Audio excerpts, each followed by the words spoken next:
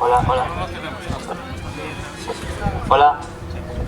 Moi boas tardes a todos, benvidos a esta segunda bandeira de traíñas femenina e 30ª bandeira de traíñas masculina Concello de Redondela. Temos xa no mar, pola calle 1, a embarcación do Club de Remo da Cabana de Ferrol, pola calle 2, ao Club de Remo de Chapela, e vamos a coñecer as protagonistas de hoxe.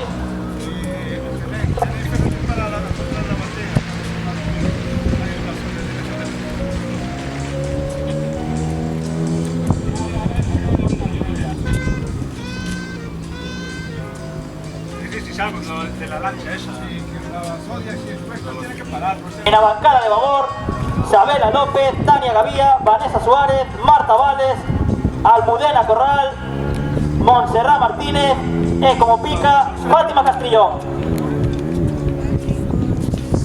As locales, a Club de Remo de Chapela femenino, patroneado por María Pérez, na bancada de estribor Enea González, Pilar de Arriba, Blanca Pérez, Beatriz Piñeiro, Tatiana González e Roxana Lago.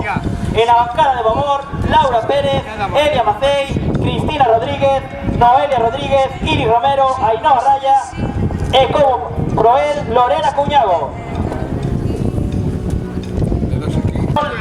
Recordemos que temos hoxe aquí no mar o Nutriesport, o noso patrocinador, a bebida dos remeiros Nutriesport, que acompañará os remeiros nestes últimos metros. Vamos a ver que sucede, parece que sigue vindo diante a primeira calle, o Club de Remo da Cabana de Ferrol, a calle número 2, o Club de Remo de Chapela, parece que non remonta, parece que non recorta, vai a ser a Cabana de Ferrol o que se debe esta segunda bandeira de traíña femenina. Vamos a apoiar as embarcacións, vamos a darlle un forte aplauso, vai a ser o Club de Remo de Cabana de Ferrol o que gañe esta segunda bandeira de traíña femenina con Club de Redondela. Gaña Club de Remo da Cabana de Ferrol e agora un forte aplauso a Longa, chega en segunda posición o Club de Remo de Chapela.